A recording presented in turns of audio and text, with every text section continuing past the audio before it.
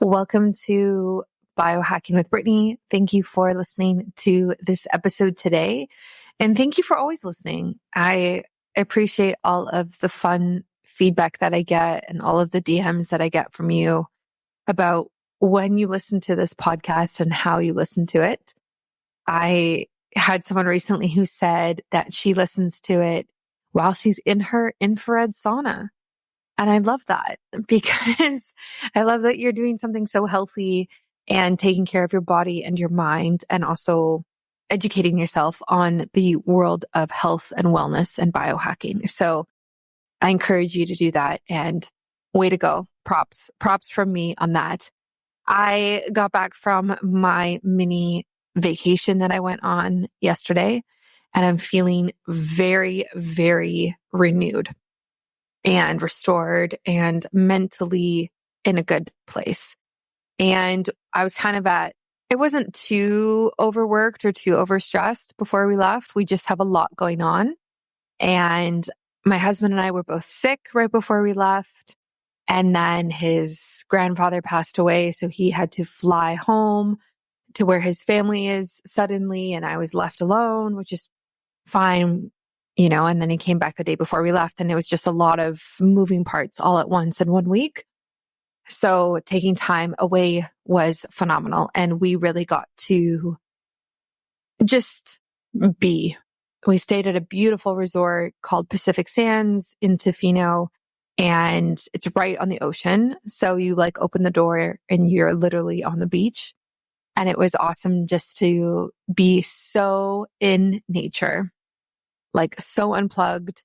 You're not completely off grid. Obviously, there's Wi-Fi and that type of thing, but you just feel phenomenal. You wake up and you open up the blinds and you're watching the sunrise over the ocean, and you're exposed to all of the healthy bacteria that comes from the ocean and the negative ions from the moving water, from the waves, and the lack of people and traffic and noise and pollution. It was beautiful, and my soul and my body felt so restored. And every day we did long walks on the beach. I mean, it rained a ton, so the weather wasn't super great, but we did long walks on the beach, and I think I averaged 15,000 steps a day while I was there. And it was beautiful. And my dog Moose just got to be off leash, which he loved. So he's in and out of the water, and it was just so needed. And I just feel a million times better. So thankful for the opportunity to do that. I did a new photo shoot for my new course coming out, and some new website photos, and probably a new podcast logo again. And that was really fun. And so it was great. It was just so good. And today we are doing a solo episode, and I am going to get into all of the different ways to biohack different parts of your life. So this is kind of an updated version of this. I probably did something similar last year or the year before, but I thought that this is kind of one of those episodes that you might think you know a lot about your morning routine or how to biohack your bedroom, something like that. But sometimes when you listen to what other people do and you get ideas, you can kind of see that, oh, there is more that you can do, and there are more things that maybe you haven't thought about.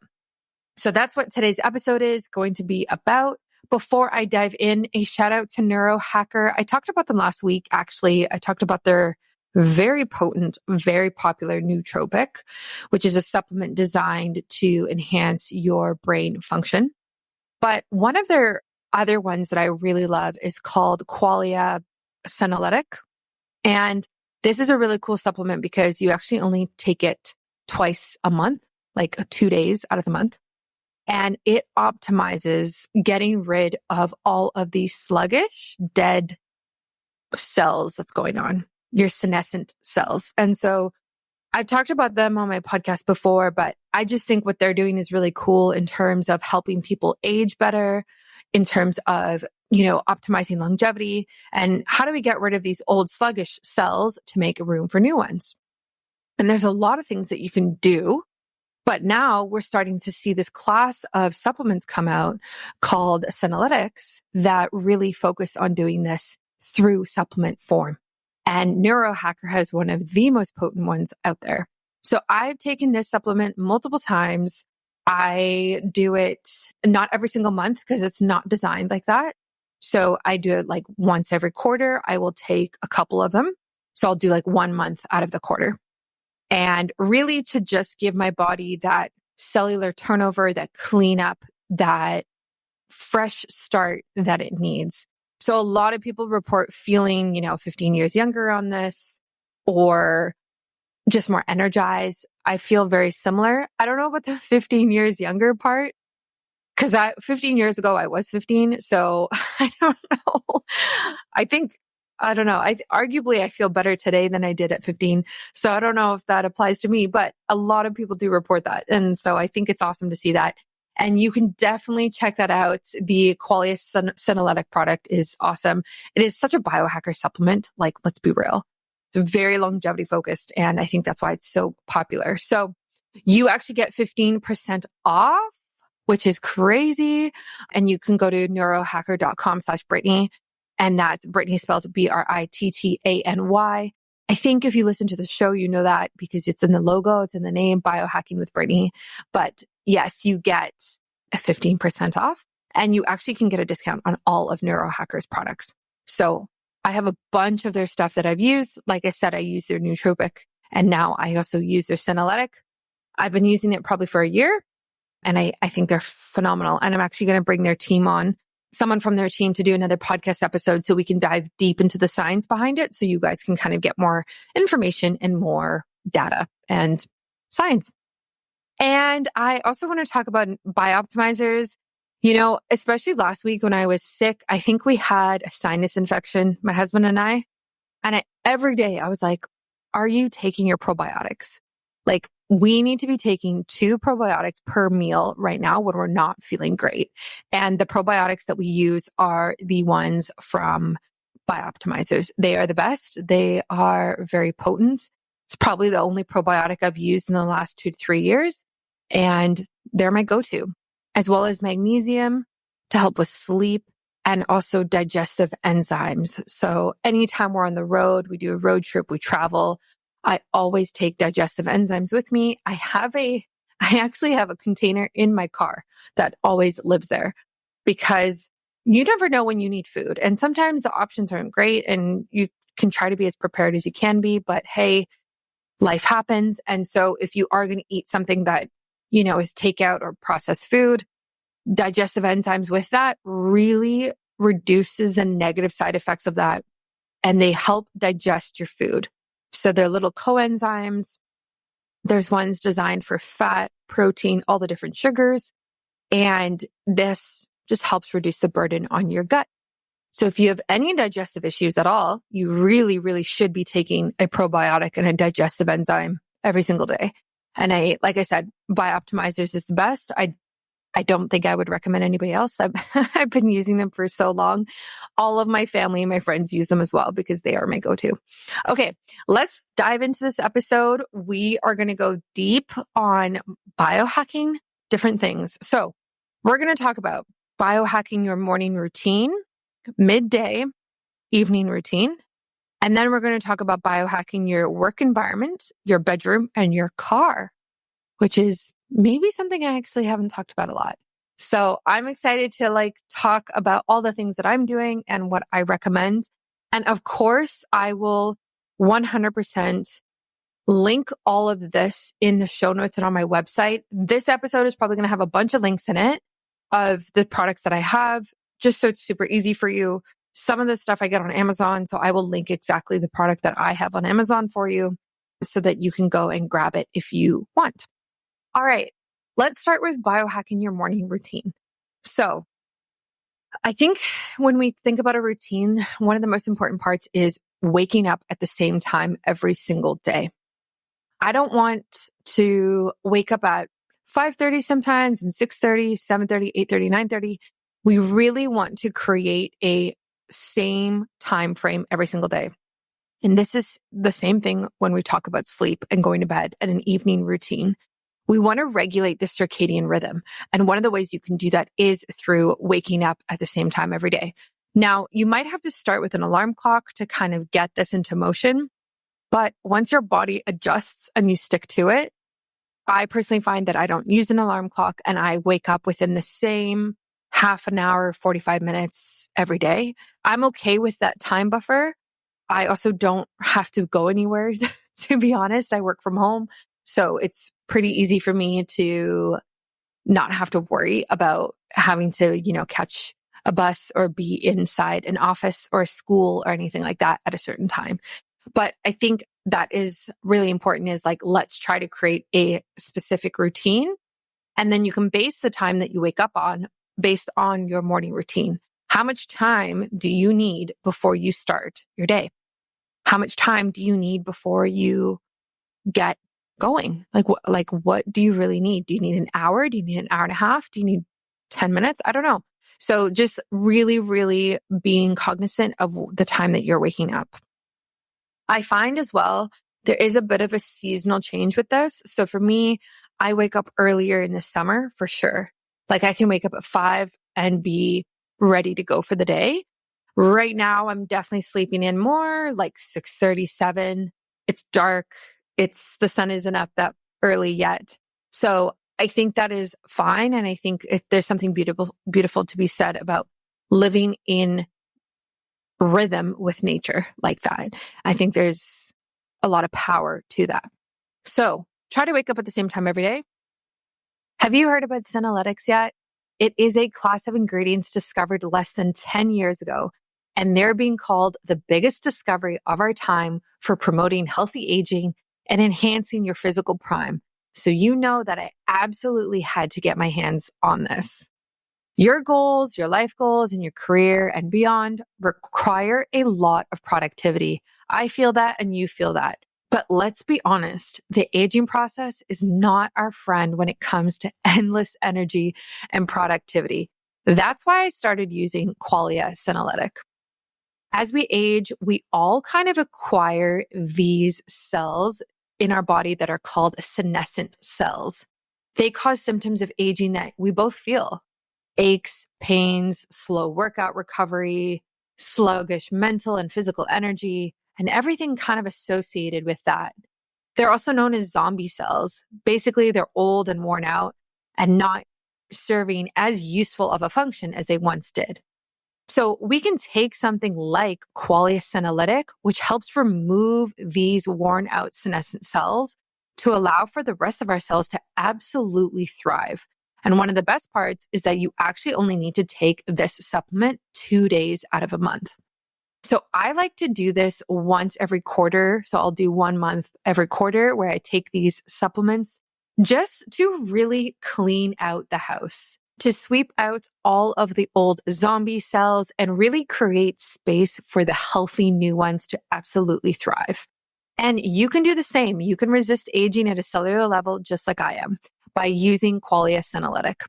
Go to neurohacker.com/Brittany for up to $100 off and use my code Brittany at checkout for an additional 15% off, which is huge.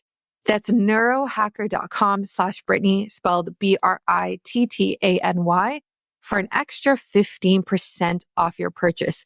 Let me know what you think. It's also linked right on my website in the show notes, so it's super easy for you to use. Next would be hydrate with a glass of water. We want to just take a pause before we caffeinate, before we have coffee, before we have food, anything like that. Let's have a glass of water, ideally room temperature. I know there's so many people out there who love cold water, but cold water can be really tough on your digestion and your gut and kind of stall it a little bit versus warm water or body temperature water, room temperature water that is easier on your gut health in general. So I have a glass of water and I don't do these in any kind of specific order. Like I think you can kind of move these around, but this is just kind of like a checklist almost that will happen basically every morning. So glass of water, we want to hydrate. You just slept for 7 to 8 hours. And so you wake up dehydrated. We have to replenish the body after that. And a really easy way to do this is to simply put the glass of water beside your bed. on your bedside table. So when you wake up in the morning, when you see it, it's right there. So you get up, grab your water, chug it, drink it, head to the bathroom. That's so easy to do. I love to do that. I think I just drink it on my way when I'm walking to the bathroom and continue drinking it while I'm doing these other steps. And I think it's really easy.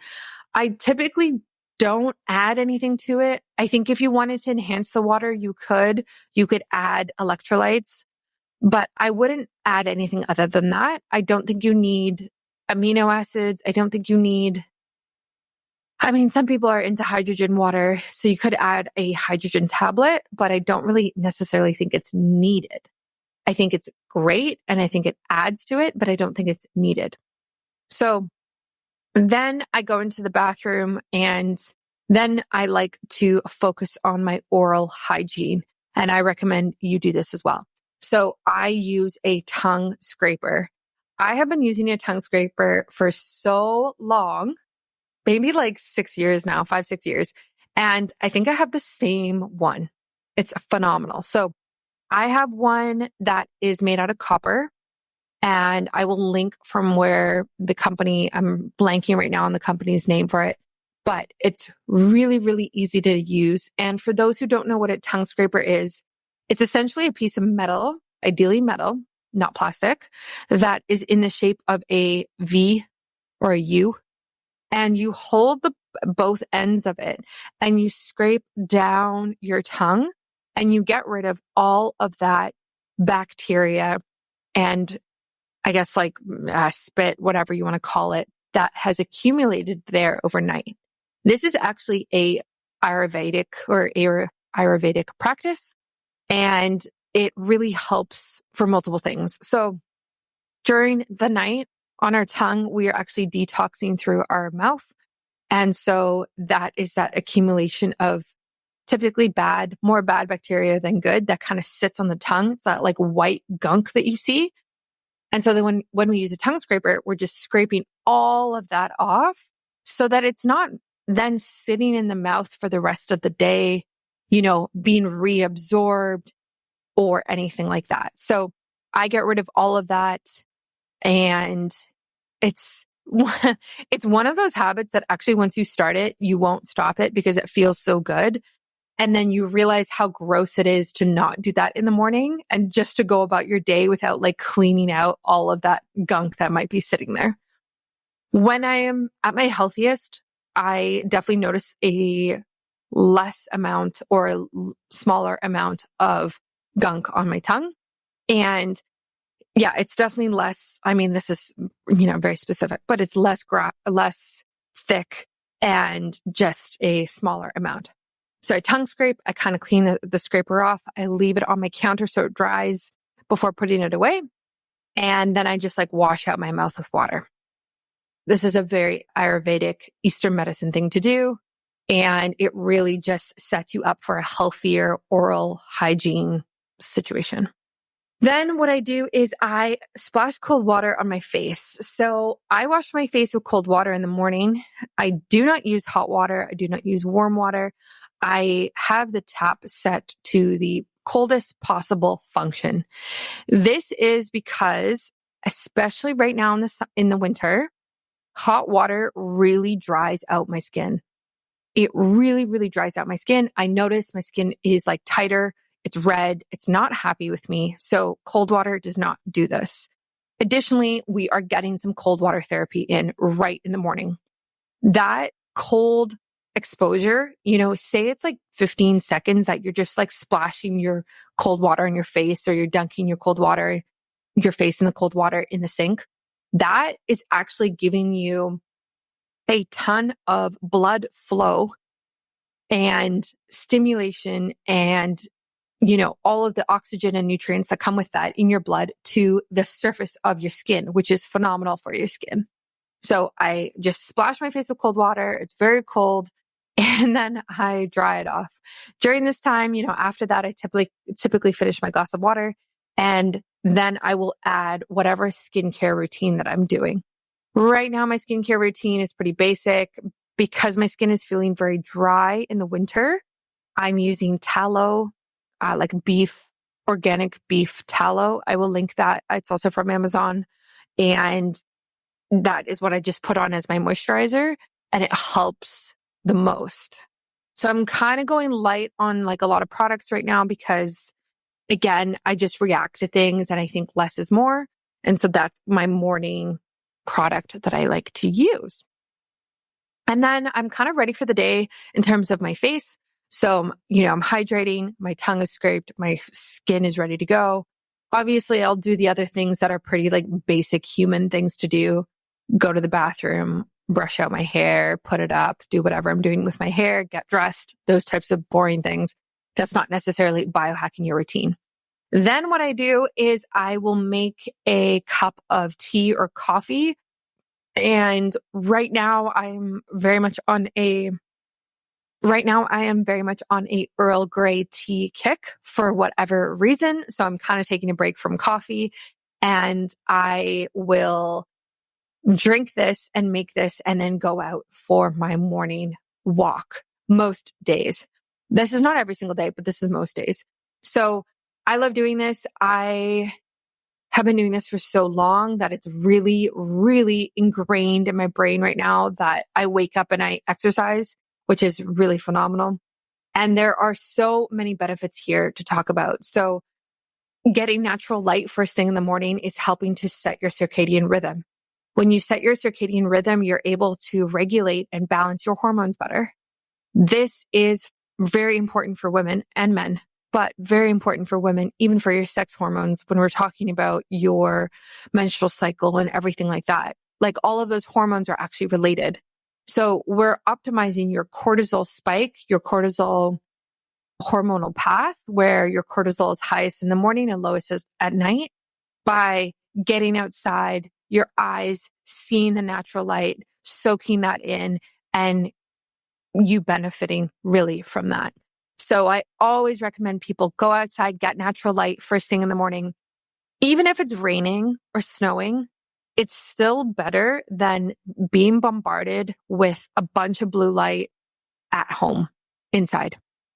Then we can also talk about the other benefits that come with this. So you are, outside, you're getting all that healthy bacteria in the air from the wind. I'm assuming that there's some sort of nature close to you, whether it's trees or a lake or an ocean, anything like that.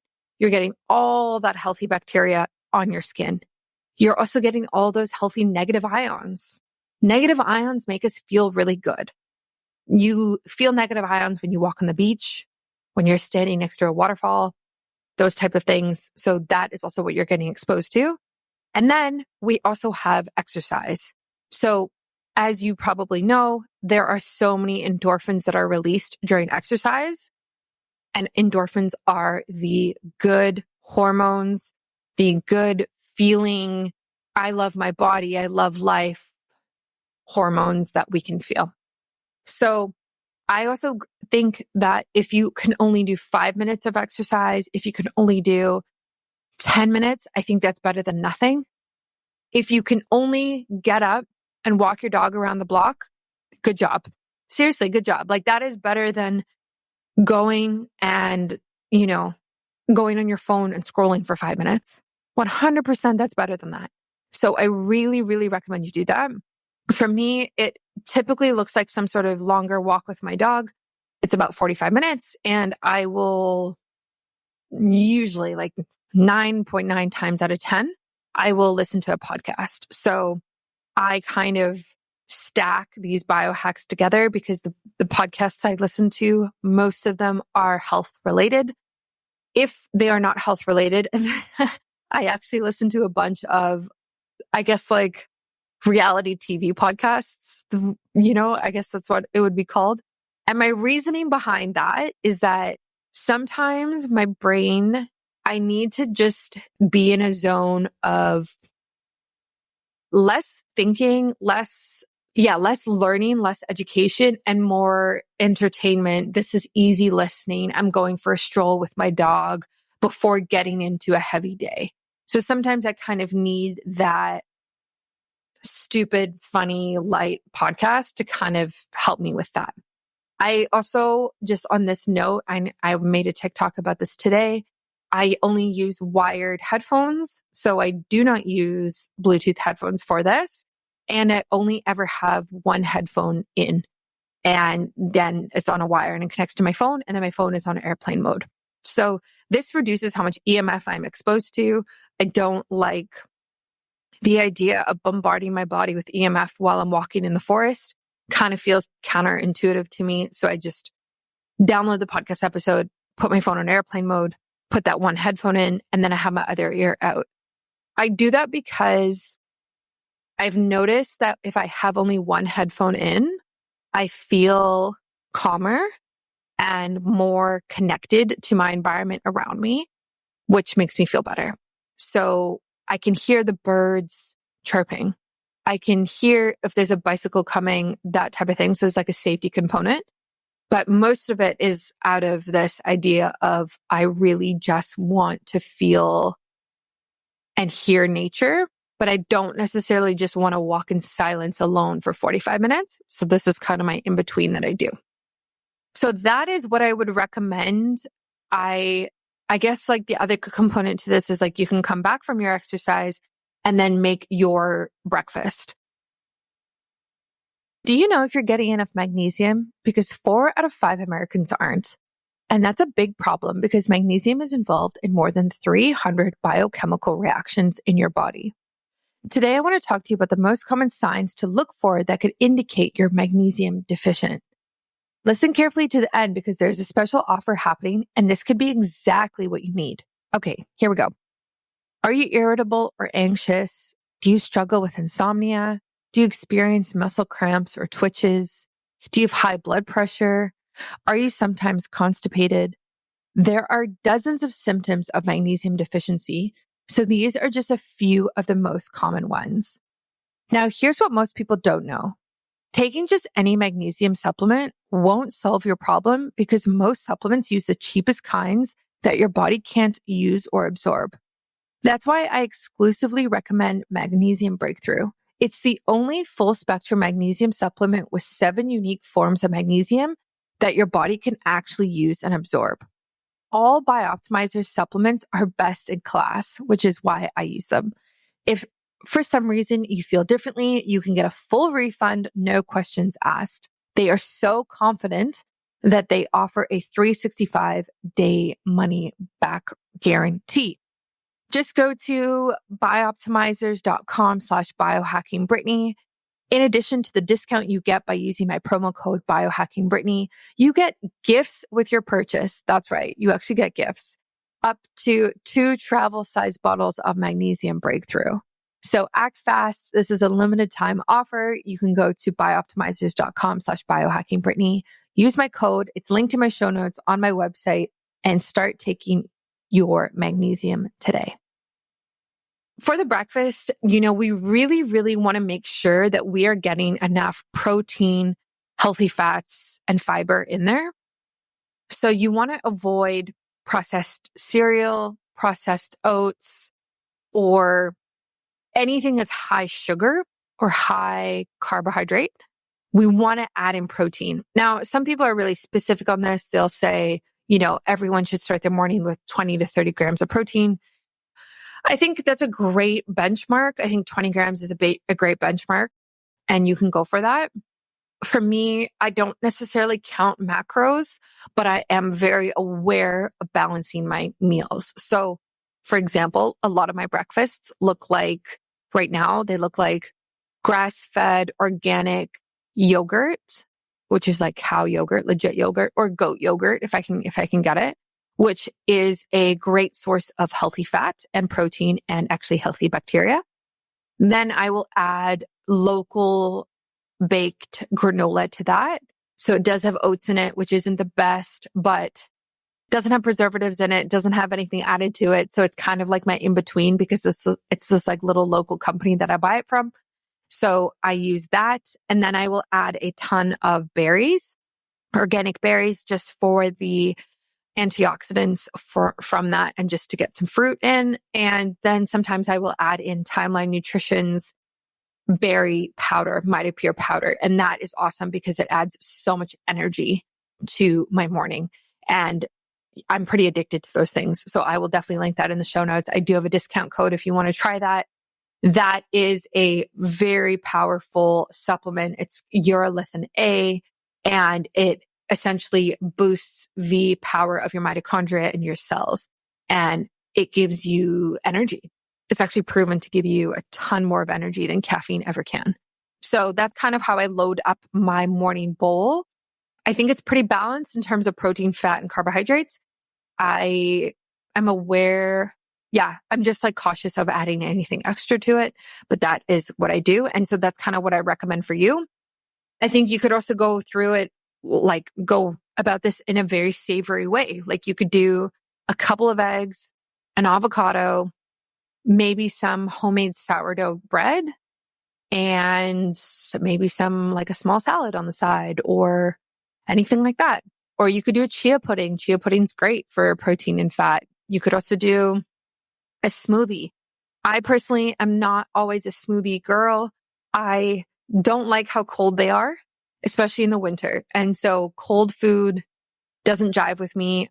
You know, it's again, a very Ayurvedic thing is to eat warmer, nourishing foods in the winter and cooler, energizing foods in the summer.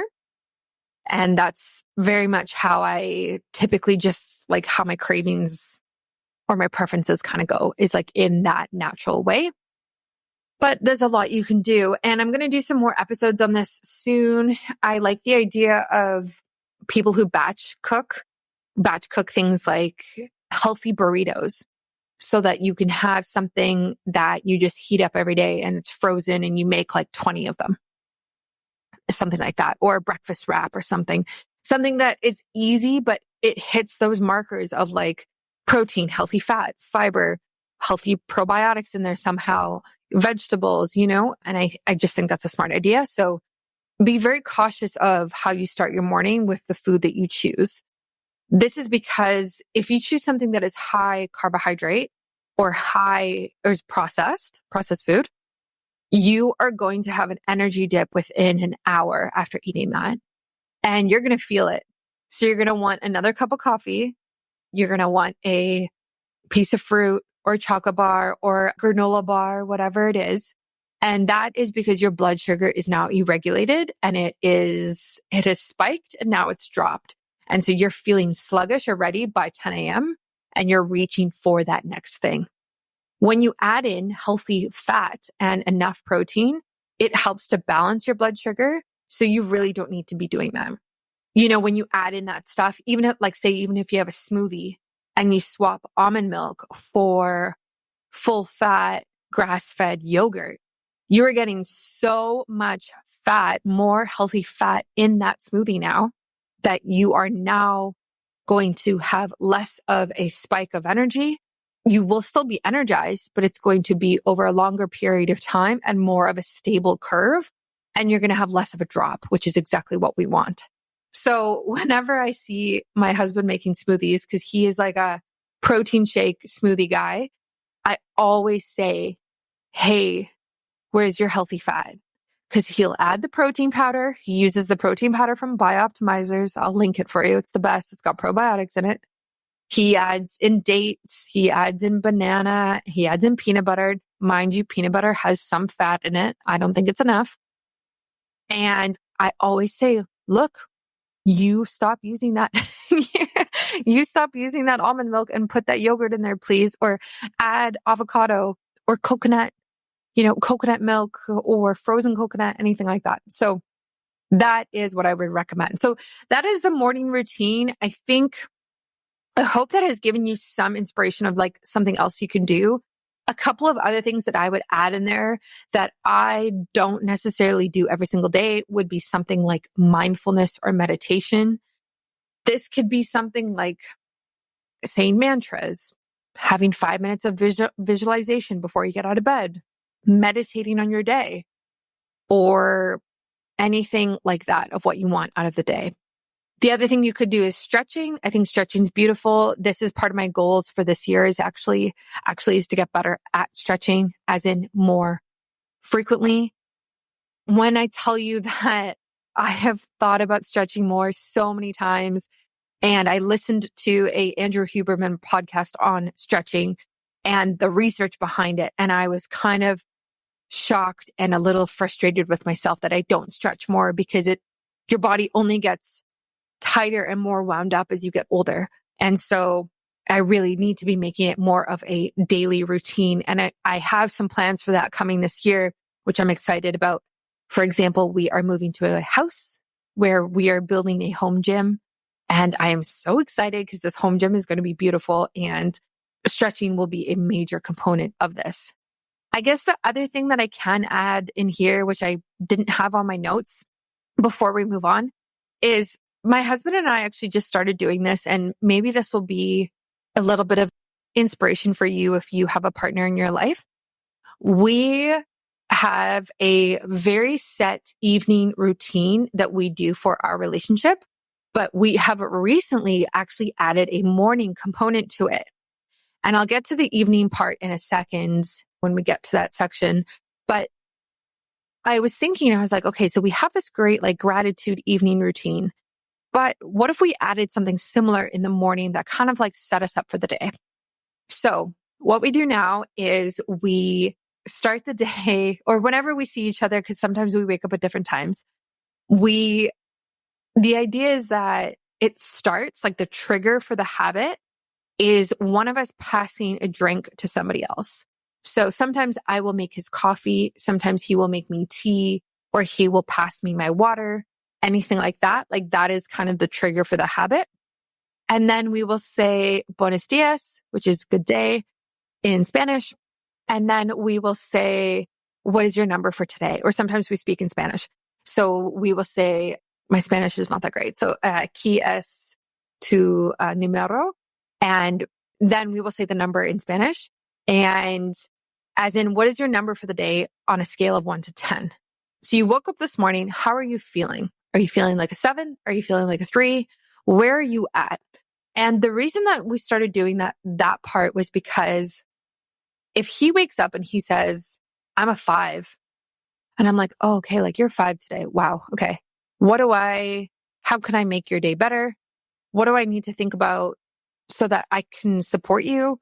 And also, like, if I'm having a hard day, let me remember where you started your day at so that I am not hard on you or say anything, right? It's kind of this like communication tool, this way that we can check in about how the person is feeling without going deep into like, how are you feeling today? Why are you feeling like that? You know, we don't really want to have that conversation in the morning. We just want to check in. And we started with the idea of like making a hot drink or a drink for somebody else, because this is one of the 5 languages of love, which is acts of service. So you pass the drink to somebody and it's like, hey, here's your drink. Like, here's this thing that I'm doing for you. The other person says, thank you. So we're practicing that gratitude right away. We go through our numbers. I'm feeling like this because of this. I'm feeling like this because of this. And then we'll kiss. And that is like another language of love, which is physical touch. And so I feel like it's just a beautiful, really quick, really easy way to start the day.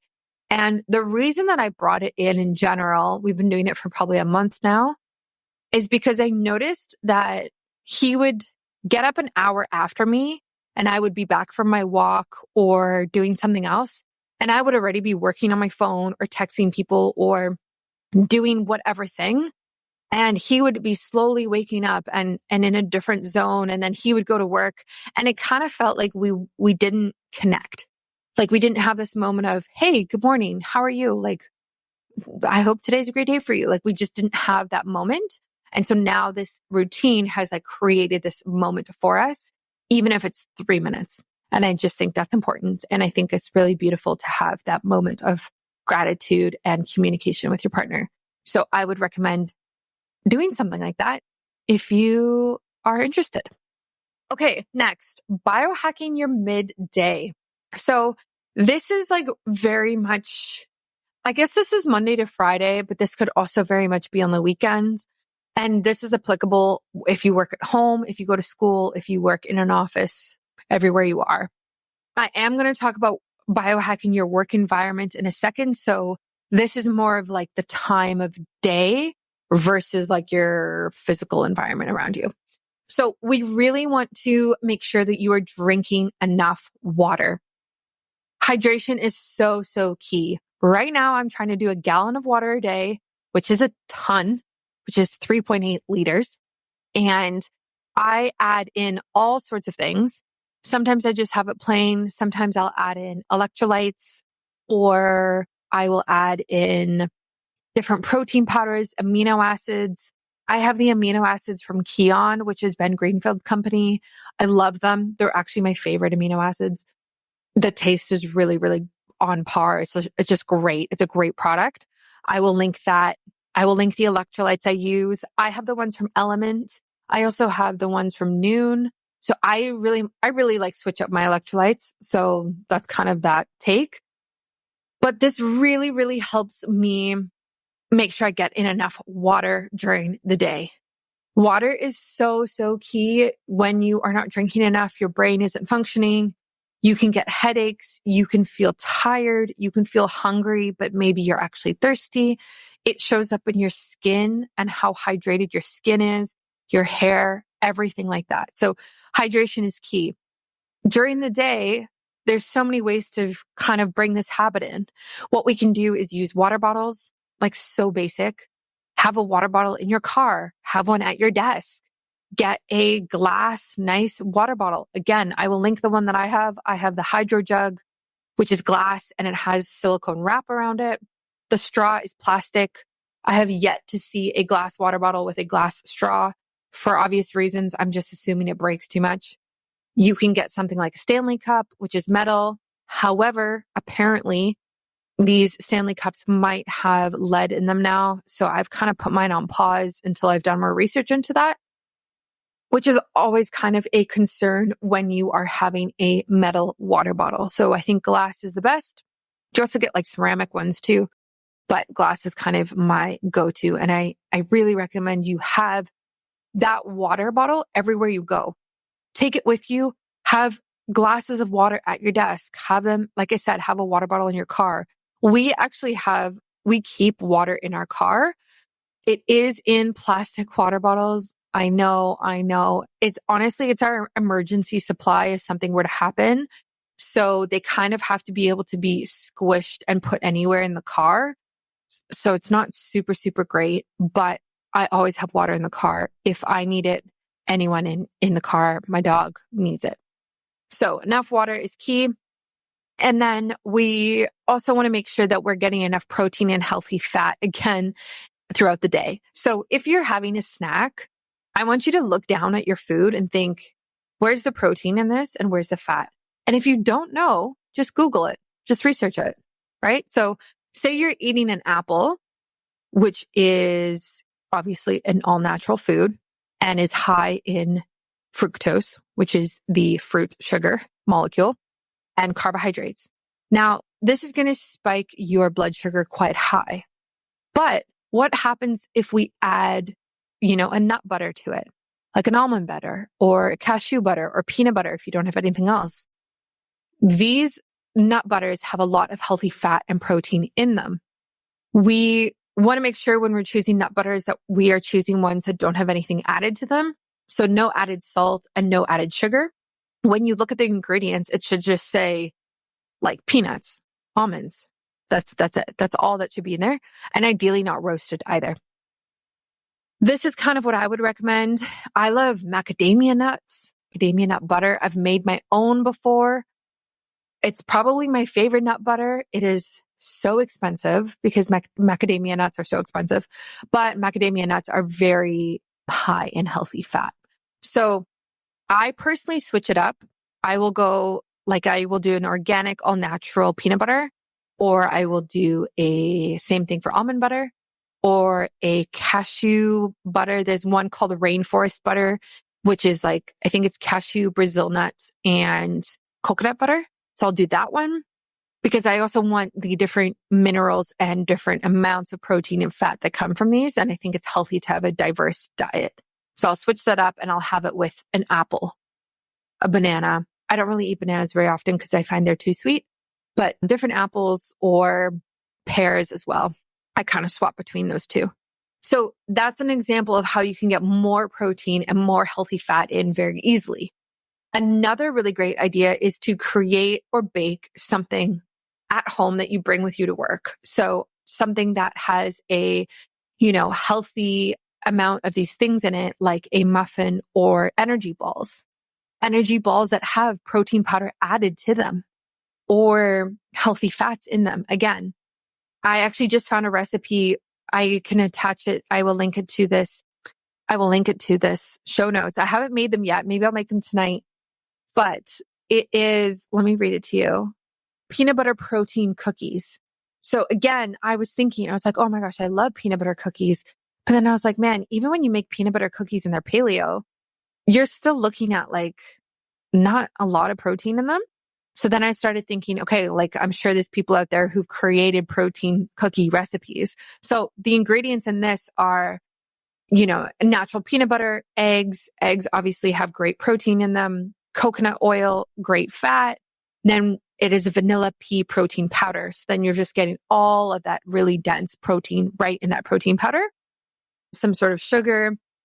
This person is using erythritol, which is a sugar alcohol sugar, baking powder, and sugar-free chocolate chips. So I will link that in the show notes. I'll probably make them tonight now that I'm being reminded of that recipe.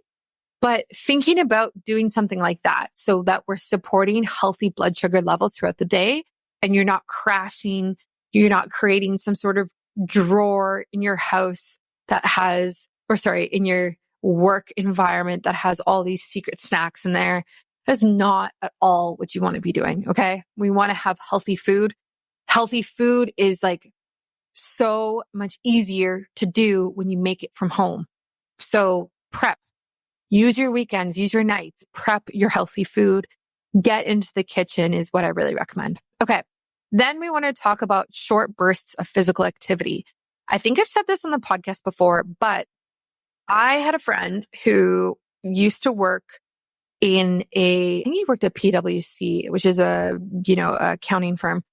And I had a friend who worked at PwC and every time he would go to the bathroom, he would do 10 squats after the bathroom because he really wanted to increase his physical activity. He wanted to make sure that his blood flow was going. He was sitting all day. He was in an office and he really just wanted to counter that. And I think that's a great idea. So my question to you is, based off of your day, how can you incorporate short bursts of physical activity? For me, I go to the bathroom all the time. So I rarely sit in my chair for more than an hour at a time. I will get up, go walk, go to the bathroom, walk around the house, do different things, come back to my office almost every single hour. So that, even though that's just walking, that is actually making a big difference and it's phenomenal. The other thing you can do is you can do a midday walk after lunch, which is great for your, again, blood sugar levels because we are now reducing the spike from whatever you ate because of the exercise. Great to get outside, all of those benefits that I already talked about, especially if you can do it with a friend or a coworker, you're getting all of the social benefits. And what we're learning is that there's actually so many health benefits that come from social connections and community. And so you get to tap into that if you go for a walk with a friend or a coworker. But I would really try to do something like that, especially if you live somewhere where it's beautiful outside and say you get an hour lunch break, eat your food for half an hour, sure. And then go walk for half an hour. Enjoy the sun, get some sun on your skin, enjoy the warm weather. I'm jealous of you. Please do that for all of us who don't have access to that. So take your brisk walks and you can also do desk exercises. You can do stretches. You can do all sorts of things like that as well, which I think is a great idea. Other things that you can do as well during this time is be strategic about your caffeine consumption. So making sure that you're not over caffeinating yourself. Ideally, you're not having any caffeine after 1 p.m., especially if you want to optimize your hormones and your circadian rhythm. You have to be really cautious of that because caffeine can keep you awake even at 7, 8, 9 p.m. depending on how fast you metabolize your caffeine and what else you've eaten and how much caffeine you have had. So I would recommend that. And then the last thing that you can do in terms of biohacking productivity is you can do the Pomodoro technique. Pomodoro technique is probably how you say that. So I have done this before. I haven't done it in a long time, but essentially there is a Pomodoro technique, which you put a timer on, and every time that timer goes out, you do some sort of physical activity. So I think you can set it. I forget what the optimal range is. It might be 20 minutes, might be half an hour.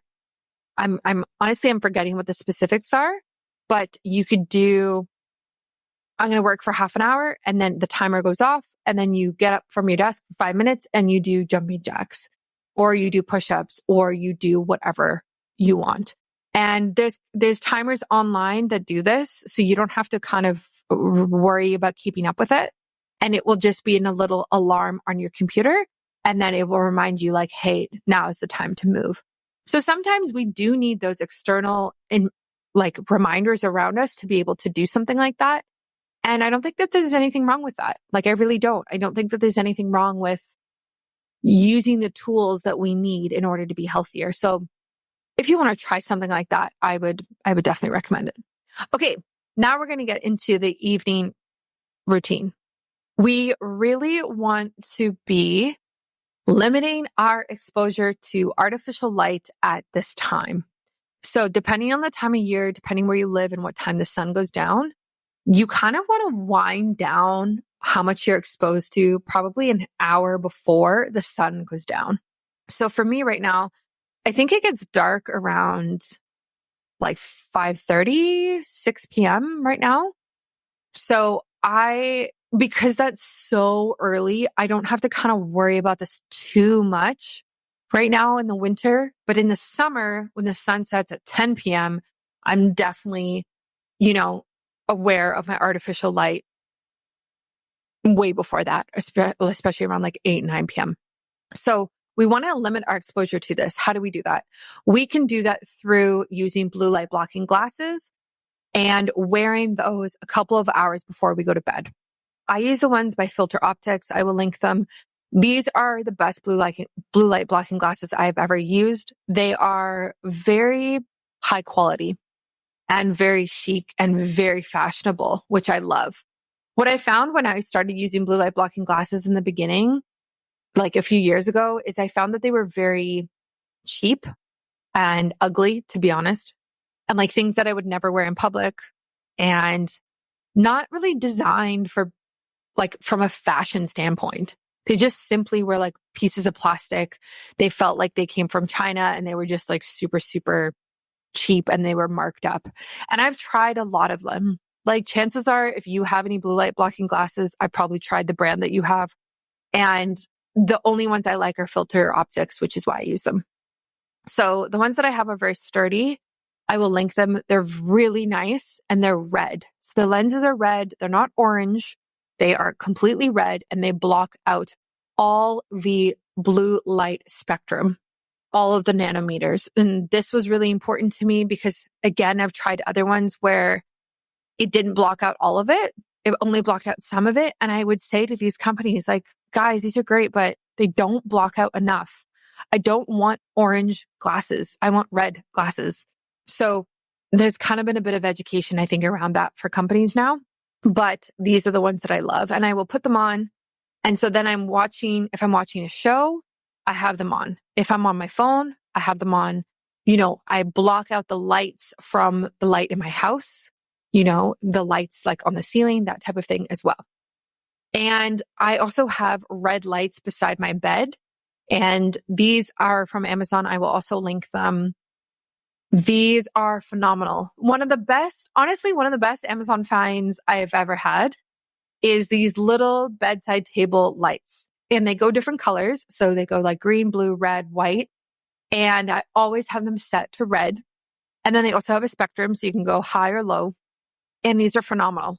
So in our bedroom, it's completely red light. There are no white lights on at night. There's no big ceiling lights on, nothing that is stimulating. And you want to reduce your artificial light and your blue light because this disrupts the melatonin release in the body. Melatonin is our sleep hormone. When we see this blue light and this artificial light, we are telling our brains that, oh, it's time to be awake. The sun is up. That's where we naturally got our light from, right?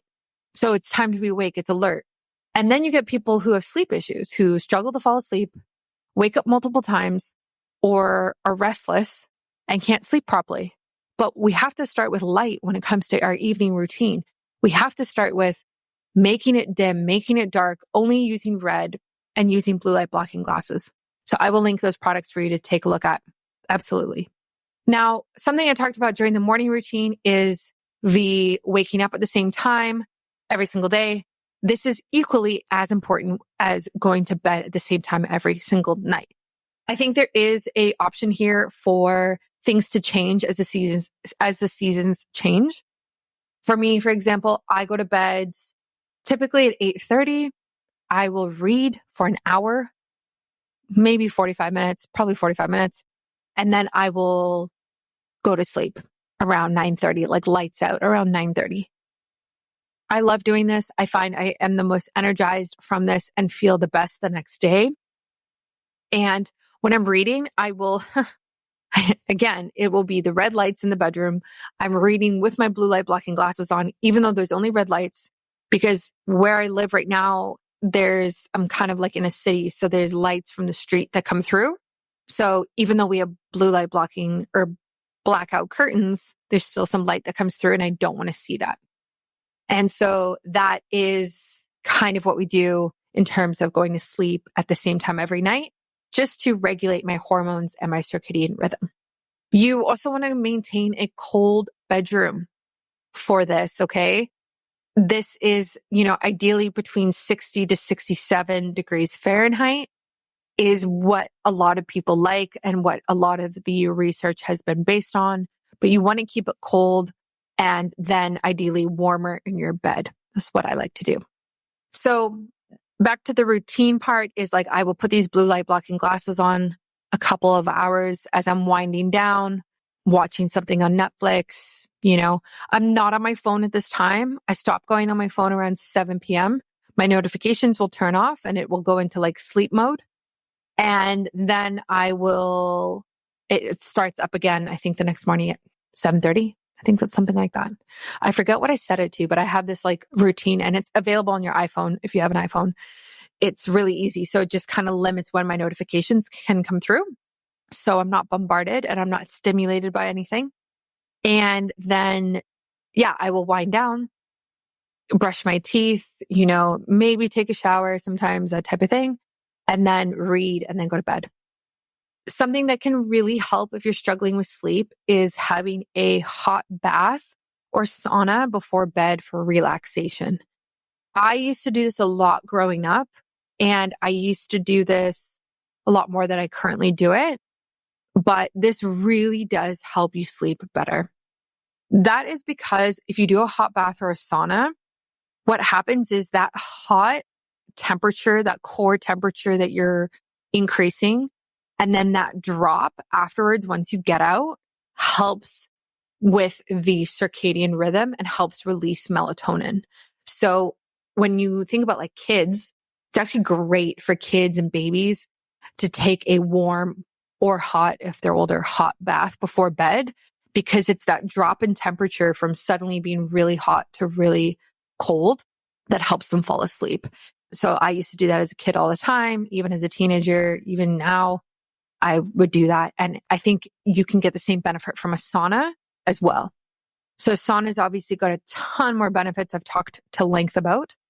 But if you do something like that and you have that high heat and then low temperature afterwards, you would get that. Even a hot shower could do something like this as well.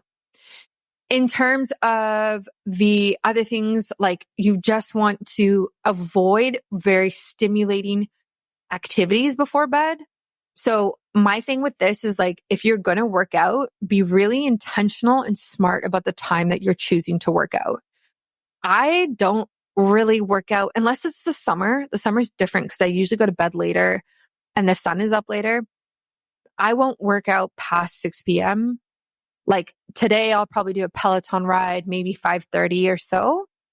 Maybe it's 6 p.m., but like that's the last, like I'm done working out by 6:30. Like that is way too late for me because it's stimulating. So when when you're exercising, you're releasing endorphins, which are the good hormones, good feeling hormones, but you're also releasing cortisol. And you don't really want that much cortisol at night. You want a lower amount. You want higher in the morning and lower in the evening when it comes to how much cortisol and stress hormone you have in your body. So I really recommend working out in the morning during the day, ideally before the end of the day. So that's kind of my evening routine. Anything else I do, I guess like what I sleep with is like I sleep with earplugs, a eye mask, and I will link the eye mask that I have. It's by a company called, is that Manta? I will link it. And that is what I use. And it's a completely blackout eye mask. Let me find it. Blackout eye mask. Or is it Manta, right? Oh, Manta. Sorry. It's Manta. So I will link that. It's a 100% blackout eye mask. I got this off of Amazon again, and it's phenomenal. It is the best eye mask I have ever used, and I completely recommend it. And then I also use mouth tape. I'm kind of experimenting with different companies right now of which one I think is the best. Basically, mouth tape ensures that you breathe through your nose during your sleep and you're not being a mouth breather. There's a ton of benefits that go with that, which I'm not going to get into. I'm kind of experimenting with that right now. So I don't have my like full set of things that I do. And I think that's it. Like I will wash my face if needed, but a lot of the time I will do that like hot bath or hot shower and wash my face in there. And I will use a soap at the end of the day, a very natural soap from different companies. I'm very like cognizant of the type of soap that I use. And I think that's it. Yeah. So it's quite chill. Oh, and then I guess the evening routine thing that I do with my husband relationship wise, like I said, we have that morning part of, hey, let's connect and let's kind of get on the same page. And then we have our evening routine. And I've talked about this on the podcast before. We've been doing this since 2018, which is a long time. And what we do is the specifics are funny. So we will kiss. We actually do 4 kisses. I don't know why it's 4, but it is. So again, with love languages, we're doing physical touch. And this is in bed once we've turned the lights off. Okay. So we will do 4 kisses and then we will say compliment or appreciation or gratitude. And then each of us will thank the person or give a compliment of the person from that day. It has to be from that day. You cannot say like, last week when you did this, I really appreciated it. No, you have that whole day to choose from. So you have to choose like, maybe you liked what they were wearing, or maybe you liked that they made dinner or they cleaned up or they came over and kissed you during your workday because you were having a hard day that day or anything like that. Like they sent you a cute text message. It doesn't matter what it is. It's acknowledging the effort that they did or complimenting them. And we've been doing this for like over 5 years every single night. And it is really, really great for your relationship because it trains you to see the positive. It trains you to see the good and the positive things that happened that day, regardless of how hard that day might have been. And it just is a really healthy gratitude practice. Like you are thanking your partner for something that they did every single day. Would you do that otherwise? Like if, say your partner always does the dishes, do you always say thank you? Maybe you don't. Maybe you forget, or maybe you're used to them doing that chore.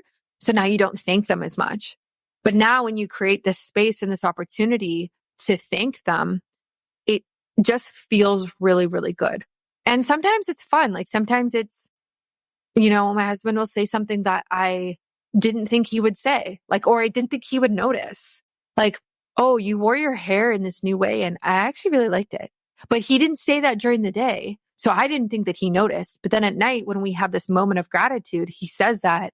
And I'm like, oh, wow, like you actually see me and you notice me. And that means a lot. And you like the way that I look and like stuff like that. Like it feels really good. And so it's really helpful for us. And so we will probably do that for till the end of time.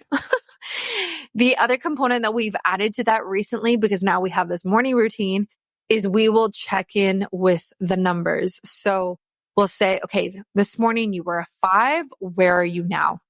And it's funny because most of the time we don't even remember what our numbers are. So we kind of have to think about it. But we will check in and say, okay, you were a 5. What are you now? And so then maybe he'll say, or I'll say like, oh, I'm a 7. Okay, so why were you a 5 and now you're a 7? Well, I had a really good day at work and I got this and this done and I had a great workout, right? So it's just like a few sentences, a few minutes, and we both do that. And then we say goodnight in 3 different languages. I don't know why we do that. It's just different languages that we work on and try to learn. And then we go to bed. So it's just a really healthy kind of like relationship check-in again that we have and communication that we have, and we will probably always do. I hope we always do it. Okay. Next, we are going to get into biohacking different environments. And this is probably going to be a less in detail, but I just want to give you some things to think about when we're talking about your day and what you can do. All right. Let's start with your work environment. This is going to be applicable if you're in an office, if you're at home working. This is even applicable if you're a student and maybe you have a desk in your room. I don't know. There's such a wide variety of people who listen to this show. So take this and apply it to your own life. Okay. Work environment. We really want to talk about ergonomics for good posture. So when you are sitting, and I'm assuming you have a desk job. Okay. Most of us do. If you don't have a desk job, good for you. I'm sure there's a lot you can do as well. But if you're sitting even at some point during the day, maybe you're a teacher, and you sit in between classes, I don't know, you can apply this. So ergonomics, you really want to think about in terms of height of basically everything. So when you're sitting on your chair, where are your knees and your legs aligned? So your knees, basically you want to be at a 90-degree angle. And I'm not an expert in this. This is kind of what I've learned. So if I'm wrong, just send me a DM and I will correct it in the next episode. But you want to be at a 90-degree angle of your knees, like your calf to your thigh. And you don't want to be sitting too high up or too low down. You want your hips to be in line with your knees. So for me, I'm tall, I'm 5'9". I have to really think about this because a lot of the time chairs are not optimized for taller people. So I'm always kind of thinking about this. Then with our back, we want to be sitting up straight, obviously. You do not want to be leaning over a keyboard, leaning in to like see, I probably came too close to the mic there, leaning in to see your screen, right? So if you look at your spine, it's no longer straight. It's actually on an angle because you're trying to get closer to your computer, to your screen. So what you want to do is like sit up straight, sit up with your back straight. And then you want to move your screen so that it is a arm's length away from you. So even mine's a little far right now. So I just adjusted mine just as talking. So put your arm in front of you. Can you touch your screen? If you touch your screen before an arm's length, it's too close. If you have to reach to touch your screen, it's too far away, pull it closer to you. So you want an arm's length away. Okay. Then for your eye height, you want your eyes to be in the middle of your screen. Okay. You don't want them at the bottom. You don't want them at the top. You want them in the middle because you really want to avoid jerking your neck up or down a certain way, especially if you are jerking it up, or I guess both are bad because again, that's changing the posture of your neck. And we really want to keep a healthy neck posture. A lot of people have forward neck posture. This is actually what I have, and this is something I'm trying to work on. Same with my hips are kind of like pushed back as well. Like I don't have the best posture from working online so much. So it's something I am working on.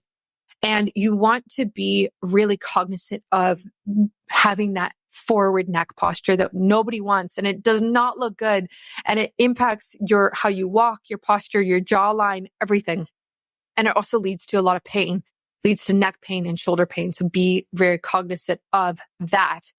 And so you can kind of like biohack this like office work environment. Okay. So now you have your screen that's in the middle where your eyes are. You have your back that's straight. You have your feet that are planted flat on the floor. You have 90 degrees at your knees. You have 90 degrees at your hips, from your hips to your back. Your hips are in line with your knees. And so you are in a very straight posture. Now, the other thing you want to think about is like your keyboard and your mouse. So you want your keyboard and your mouse, again, to be straight. So what does that mean? So that means that when you're sitting at your desk and you're putting your arm on top of your desk, your wrist and your elbow should be at the same height. It shouldn't be higher. It shouldn't be lower. It should be the same height. And your elbows should be tucked in close to your body. So I would really suggest probably re-listening to this episode when you're sitting at your desk, or even just this part of it, so that you can kind of play with this. There's also graphics that you can look at online that can kind of show with arrows what you should be doing. But I would really try to optimize that so that everything is at the 90-degree angles that it should be at, and everything is straight and aligned, and you're not causing more pressure on joints or muscles in a certain way. Things that can help with this is an exercise ball. So like right now, I'm sitting on a massive, actually it's not that massive, it's 65 inches. Yes, 65 inches exercise or yoga ball. And I really like this. I just got one on Amazon. I will link it. And this is great because now I get to sit with my back straighter compared to just sitting in a chair. I get to hop up and down or side to side. I get to stretch out my hips and my abs as I work. And so this actually ties into the previous biohack that we had when we were talking about exercise during the day. So I can bounce up and down for 10 minutes, and I'm working my core way more than I would have if I was just sitting in a regular chair. There's so many things that you can do. You can put one leg out, you can stretch it out. You can put the other leg out and stretch it out. You can, there's different exercises you can do on the ball where you sit and you lift one leg, you put it down. You lift the other leg, put it down. And then you're kind of getting that lateral work in your abs. I think that's phenomenal. Opening up the hips, you can sit wider so that your hips are now open and you're getting more of a stretch on the inside of your legs. But there are a ton of things you can do. So I would really think about, how do you want to sit in order to optimize your body functions and also like flexibility and joints? So this exercise ball is something very new that I've added, and I like it a lot better than the other chair that I was sitting on. Other things that I have is a standing desk. So I have a standing desk from IKEA, very basic. And then I also have a walking treadmill. I got that on Amazon. I will link it for you. So the walking treadmill is great because this is something that you can do that is very energizing, and you can do it very slow. So you can set it to like 1 or the lowest level, but you can be walking while you are typing up emails or whatever that you're doing. It's very, very easy. And I've used it a bunch. So I have one of these, and it's something new I got a few months ago. Actually, it wasn't even that expensive. I think it was like $200-$300, and it was definitely worth it. So it's like a walking pad. It's very, very basic. And then you use the standing desk with it, right? So you raise the desk, you stand on the walking treadmill, and you do it. If you get one of these, start easy. Start with like half an hour a day, work up to an hour, maybe a couple of hours a day. I think that's a great amount. And then you can kind of go from there. Okay, next is using yellow or blue light blocking glasses while you work. I have some of these. I don't use them very often, probably because the ones I have aren't good quality. They are not the filter Optix ones. That's probably why. So I would recommend these, especially if you are on screens a lot. You could start using yellow glasses around, I don't know, 2, 3 p.m. I think is a great time, so that you're slowly reducing how much blue light you're exposed to. And then you're switching to the red glasses later on. You're kind of mimicking the pattern of the sun. In the morning, you don't want to use these. You want the blue light. So you want the blue light from the screens. You want that to help with your circadian rhythm and your cortisol. And you don't want to block that out. Okay. Next, you can install a software to help with reducing blue light exposure. So I use one called F.lux or F.lux. I just call it F.lux for short. And this is software that will naturally start to dim the amount of blue light and make things tinted more yellow or more orange as the day goes on. There are different settings you can use for this. So you can have it set really strong. You can have it set really light. Again, I will link this for you, but that is definitely what I would use.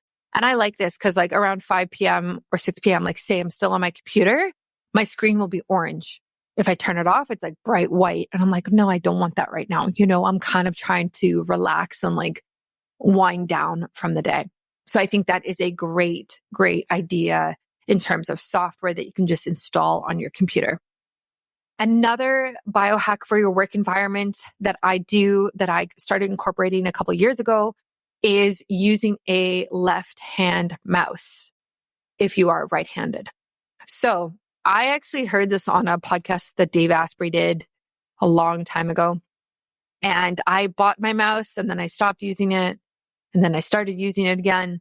And now it is 100% it's not all natural, but I don't even think about it. So I am right-handed. I use a left-hand mouse and I got this on Amazon. Again, I will link it. But this has really helped reduce the amount of strain on my right hand. Because I work from home, because I create a lot of content online, I use my right hand as well on my phone. And my right hand and my right forearm, my right bicep, everything on my right arm is so much tighter than my left because of holding my phone, moving my thumb, typing, whatever it is. So teaching yourself to use a left-hand mouse really helps to reduce that strain. So now my left hand is working. It's doing more than it did, but it is able to do that. Like I don't have strain on my left at all, because I've been using my right hand my entire life. So I would argue that it definitely takes a couple months to maybe get used to using a left-hand mouse. And you're definitely slower in the beginning. Like when you go to click something, you're slower to like get the right place to click, right? Like maybe you miss a few times, but you learn very, very quickly and the brain learns very quickly. It's also very good for the brain to actually use the left-hand side or the opposite side to do something. There's a ton of studies done on this and how it helps with creating new neurons in the brain and keeping the brain, from becoming, I guess, aging faster. We can say that. So another thing I do for that is like brushing my teeth with my left hand. Same idea. I just use a left-hand mouse to reduce the strain, and I really recommend you do as well. The one that I have is not Bluetooth because I don't have Bluetooth enabled on my computer. It is a battery and it plugs into my keyboard, and then my keyboard is wired to my laptop. And then my screen, I have an extra larger screen, is wired to my laptop. So everything is wired in my office. I do not use Bluetooth. I don't use wireless, anything. My headphones are wired. Everything is wired because I don't want the EMF exposure from that. Something I've been thinking about, I don't know when I'm going to do this, is I would love to wire the internet in my new house to my office so I can have I'm forgetting the actual term for it, but like a plug-in cord for the internet and not have Wi-Fi enabled all day, every day. So that is something that I have always been thinking about. The other thing that you can also do for your work environment when you are working is to incorporate relaxing music, but a bigger biohack would be binaural beats for this. And so if you go to Spotify or even YouTube, there are a ton of binaural beats playlists. And binaural beats work by mimicking the frequency of your brain that's associated with that certain task or mode that you're in. So for example, if you want to focus, you can type in binaural beats focus playlist and it will come up, and those frequencies that are in those sounds match the frequencies in your brain when you are focusing on something. You can do the same thing for relaxation, stress reduction. There's so many different ones, like anything like that. And so that is kind of what I do, especially when I need to do deep work and like I turn my emails off, my WhatsApp off, my messages, like no notifications, no phone, no one talk to me. Like I'm in the zone. Like right now I'm creating my course. There is a ton of deep work right now. I will put on binaural beats for focus and I'm like in a different planet working. It's phenomenal. Really, really great for the brain, really great for working. And I will link my Spotify playlist that I use for this. I didn't create it, but it is one of the most popular ones and it's really, really calming. It's really good, but it's not calming in the fact like you feel tired. It just helps you focus. Okay. That is a lot for the work environment. Now we're going to get on to how to biohack your bedroom. So I kind of said some of this already, but we want to, have the optimal temperature between 60 to 67 degrees Fahrenheit. And in the summer, you want to be using air conditioning or opened windows. I don't know what your situation is to really help with that. Actually, that's a really good point on top of this is like having your windows open if you can is a really good biohack for the bedroom because of those benefits that I previously talked about when we were talking about morning routine. So you're getting all that healthy bacteria in there. You're getting all those negative ions and you're flooding your room so that by the time that you go to sleep, the air in there is so much fresher and healthier for you than the stagnant air that would have been sitting in your house. I do this a lot. Like I will go in, I'll open the windows, mid-afternoon, and then I'll close the bedroom door so that it completely refreshes the bedroom. And I always sleep better. I always sleep better on the days that I do that. And I also notice my Oura Ring metrics are better as well in terms of more deep sleep, REM sleep, less waking up, that type of thing. Another thing for the bedroom is you really want to watch your EMF exposure. You kind of want to watch your EMF exposure everywhere you go, to be honest. But the bedroom is really important. You're going to sleep for 8 hours in there. That's a third of your day. And so let's just be very cognizant of how much radiation and EMF you are exposed to. I would recommend getting the Leela Quantum Tech block, infinity block, which I've talked about, and I will link that for you. Essentially, this is a block that neutralizes all the EMF in its radius, and it has a massive, massive radius. So when I had them on my podcast episode and I was saying how I have the infinity block in my bedroom and then I have one in my office, he said, the founder, Philippe, he said that will actually neutralize the EMF of my entire apartment building. That's how powerful those blocks are. So I would get that and as a safety precaution for how much EMF that you are exposed to. Whether you are living on a farm, wherever you are, like there is EMF everywhere. Unless you're completely off grid 24/7, which is, I doubt it because how are you listening to this podcast? I would just be cognizant of your EMF exposure. And that's why I like the Leela Quantum Tech products is because it gives me peace of mind. In this world that we are bombarded with 5G, with everything, it gives me a peace of mind and I will easily pay for that so that I am healthier. My loved ones are healthier, people around me, everything like that. Other things that you can think about when you're, biohacking your bedroom is trying to keep it clutter free.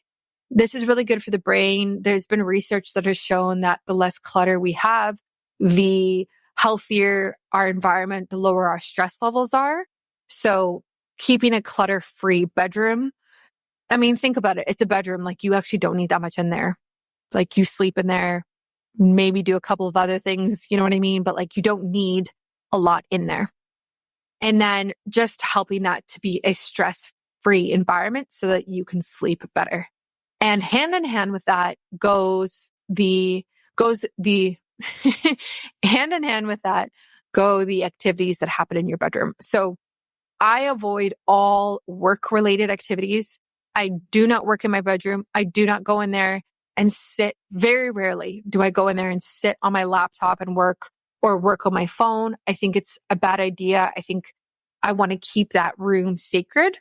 And then we also do not have a TV in our bedroom. I think TVs in bedrooms are very bad ideas. Again, we're talking about like EMF exposure, blue light, because you're likely watching it at night before you go to bed. And also the disconnect between you and your partner if you're sleeping with somebody. I wonder, I wonder how connected people feel to their partners if there's a TV in the bedroom. How much sex are they having?